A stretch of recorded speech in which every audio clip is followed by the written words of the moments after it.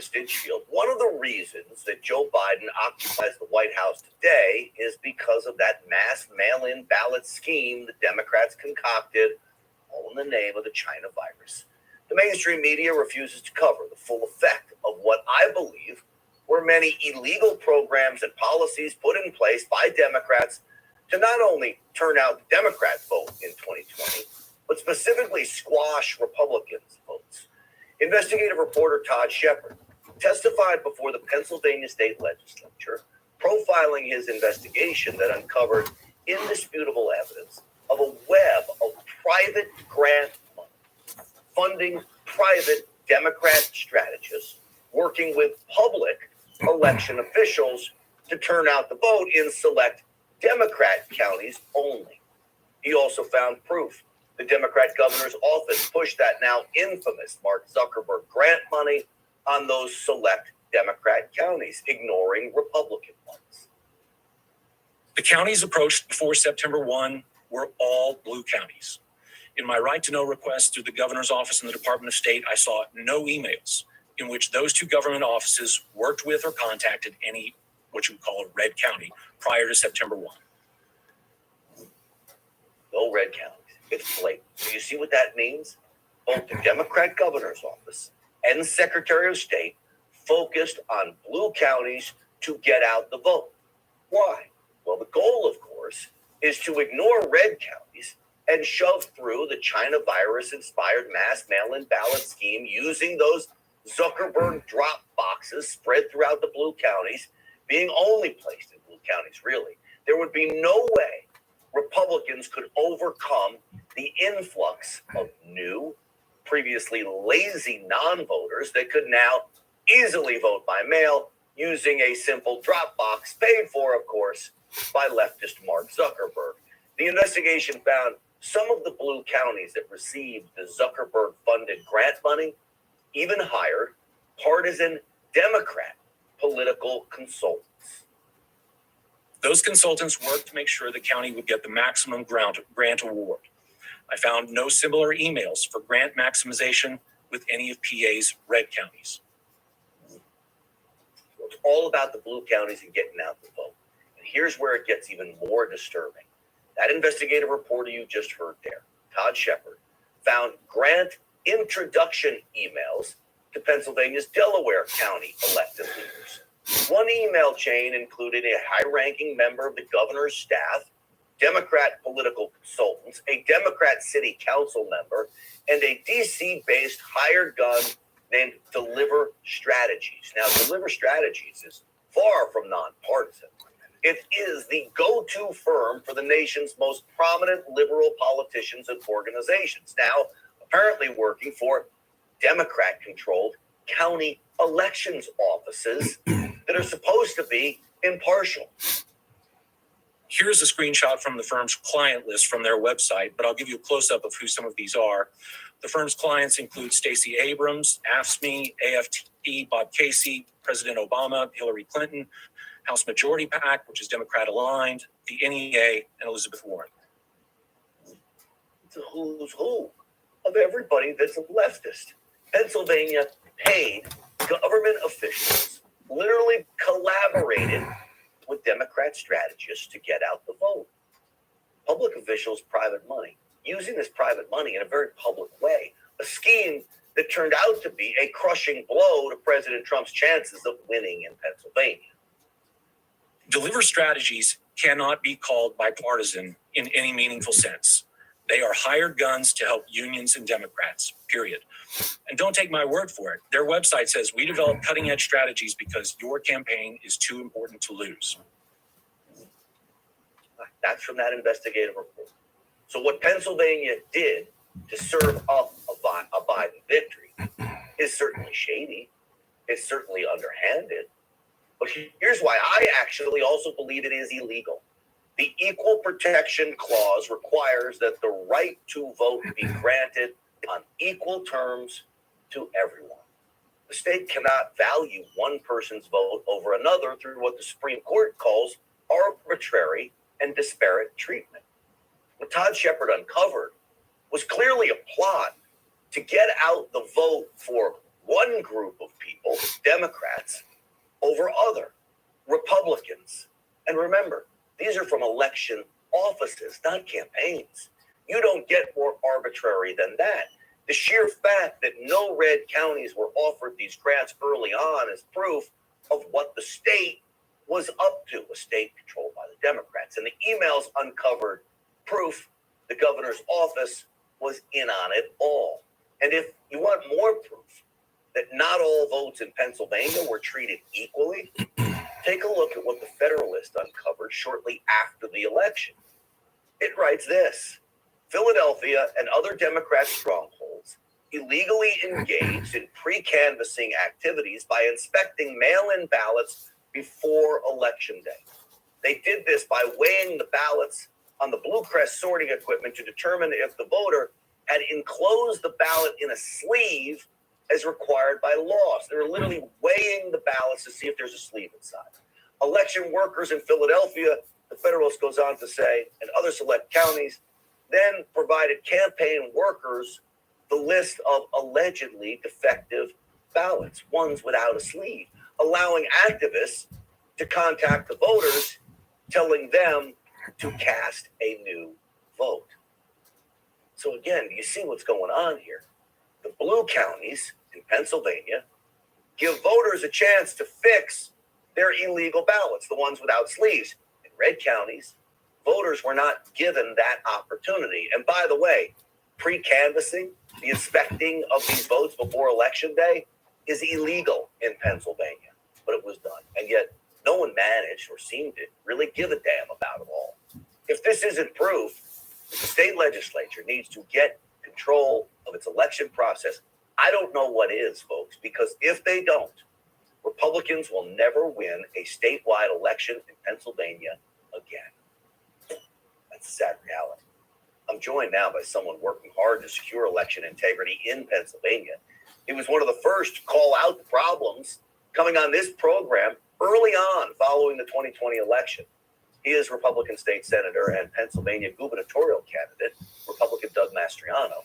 Senator, welcome back. Thank you. And everything you outlined is true. And so the Democrats hit us in three angles. They hit us behind the scenes with Zuck Bucks and other Democrat supporting money, like from David Becker, who used to lead the People for the American Way, champion of abortion and all other left-wing causes. He actually founded the one organization that funneled about $13 million in Pennsylvania to combat Russian disinformation and low voter turnout in 2016. You could see they put their not only the thumb on the scale, but they sat on the scale and threw it out.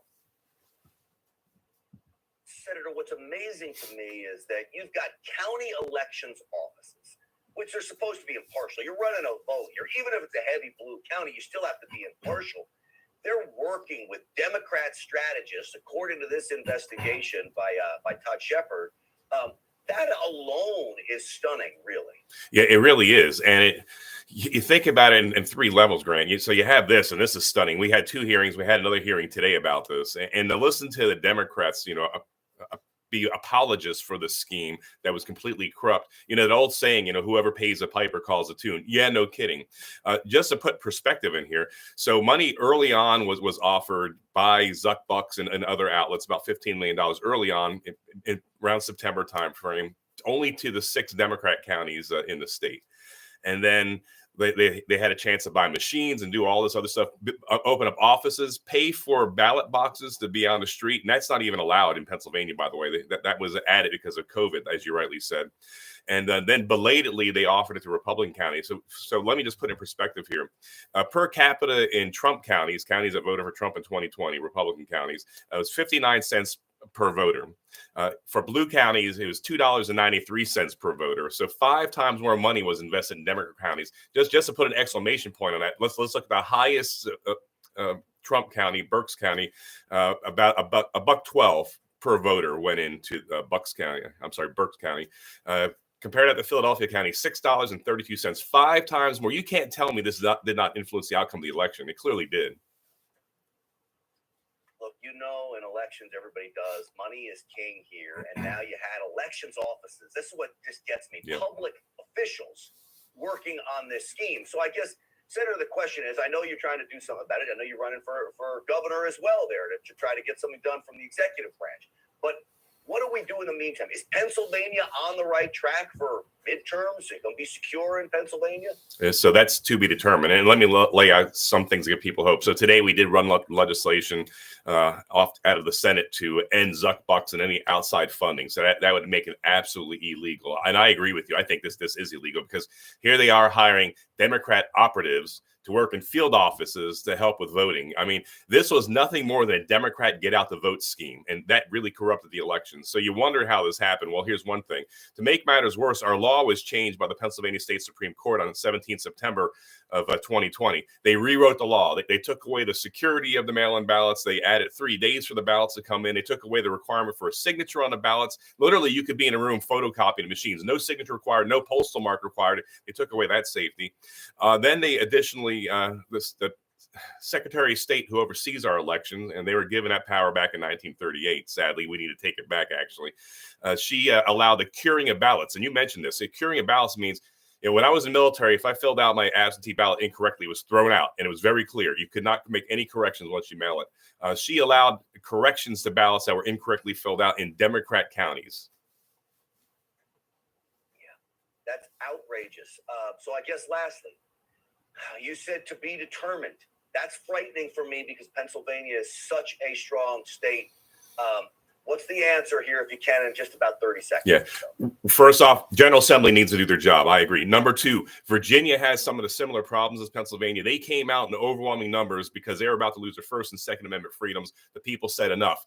And that's how you overcome it. You got to overcome it by every Republican in the state. If you throw up your hands, Pennsylvania, say, I'm not going to vote, my vote doesn't count, then you're part of the problem and don't complain. We need you to come out, and we need you to also volunteer to be a poll watcher. Virginia had 95% of their polls manned. That's how they took their state back. As governor, I get to appoint the Secretary of State. I have a team lined up that's going to get our election squared away within 6 months. What I'm getting here is sad. It's not fixed in Pennsylvania yet, is it? Oh, we got a long way to go. When the forensic investigation I was trying to commit in Arizona style this past summer, and when my own party, my own leadership, pulled the rug out from underneath me, it pretty much ended anyway that we're going to do this until I get elected as governor.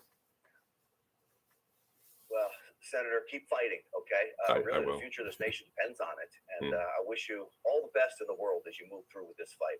Senator Doug Mastriano, thank you for coming on tonight. Thanks for having me. Keep up the good work. Absolutely. We will try. Look, it's all of us together, folks, as you heard him say. But the end result is it's not fixed in Pennsylvania. It's not fixed in most of these states. Not Arizona either. Even with all the talk of how much work they're doing. We have a long way to go. We will not stop fighting. Joe Biden spent today attacking the Second Amendment. That's under attack. Okay, thanks for tuning in. That was my live Newsmax hit. I know. Philadelphia is in a bad way, and the shutdowns are happening again. Bonnie, it's great to see you. Margarita as well. God is good. I hope I gave some hope. I do have a lot of hope, and it really begins, of course, with winning the primary to be your governor candidate. I'm the only one that has the knowledge, expertise, and the plan to get things squared away in Pennsylvania for the elections. Otherwise, this will be your last. There'll be no more Republican governors. And then, of course, winning the general election. Do not tolerate and accept any Republican saying they're not going to vote because they don't think their vote counts. If they have that little love for their country, tell them not even to bother salute the flag anymore, or to complain about politics, or to say the Pledge of Allegiance. We can't. I know no veteran says that.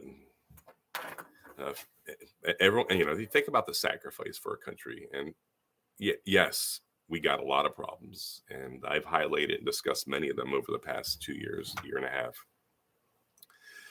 But the way we take it back is the way Virginia did, and as you heard me say, Virginians, they almost lost their Second Amendment 2 years ago, and they almost lost their First Amendment this past year. Their General Assembly was going to make it against the law to complain about your reps and state senators down in Virginia, and the people said, no, that's ridiculous. And they and also the radicalism of the Democrats, on genderism and the sexual assaults in schools and picking the bathrooms you want to use in schools, girls being assaulted because you got guys in the bathrooms, sick. Taking away parental rights. So people in Virginia did not say, well, I'm not, it's not worth it. They fought for their kids. They want to keep their kids safe, and they want their grandkids to be safe as well. They want to have a state that their families could live in. And they showed up this past November in Virginia, and they won the governor's seat, the lieutenant governor's seat, and the attorney general's seat. It was a trifecta. We're looking for a similar trifecta here in Pennsylvania. Of course, me as governor, Teddy Daniels, lieutenant governor, and of course, the great Kathy Barnett as a U.S. senator taking Toomey's seat. You got to get up. So here's our way ahead. I'm one person, but we have a lot of people on our side out in Pennsylvania. We have this massive Walk As Free People movement. We all get out and vote. The primaries on May 17th. Bring your friends, family, everybody, get out to vote. Vote for Mastriano. I'm the second name on the ballot. Easiest to pick out because there's the longest name, because I actually put my full proper name on there, Douglas V. Mastriano. Usually I only use that on my my writings. Glad I did on the ballot because it's just kind of a long name. After we win the primary on May 17th, then it's really hugely game on for the general election. And we need everybody, every conservative Republican, every conservative Democrat to get out and vote for me, overwhelm those polling stations. Philly might have about 4 million people in population, but even with all the fraud, they only accounted for about 777,000 ballots this in 2020. It's not going to be nearly that high. It's probably be half of that in Philadelphia. So we get our vote out across the state in November, and we win about 20% or so, or up between 20 and 30% of Philadelphia. It's done. We won it. There's not enough cheating they can do to overcome that. The extra 3 days on ballots, that was a temporary measure by the Pennsylvania State Supreme Court. That's gone. The drop boxes, we just passed the bill today to end those. So hopefully that'll be gone unless the governor vetoes it. But additionally, not only getting out to vote and bringing everybody of age that can vote out to vote, but then a bunch of you being trained as poll watchers, and you'll stand in the polls and watch the ballots being handled and counted.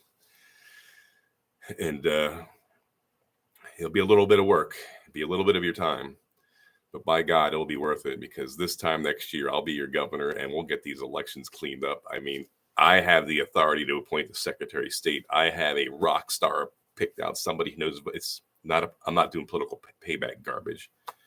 This person knows voting integrity nationwide, probably better than anyone else. And that person has agreed. I have already a team laid out that'll be around that person.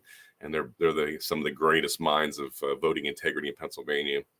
And we'll be on a good path within 6 months of getting our elections cleaned up, my first 6 months. And by the end of next year, it's going to be pretty good. And there's some strong measures I might have to take. It's going to be a knockdown, drag out, blowout fight.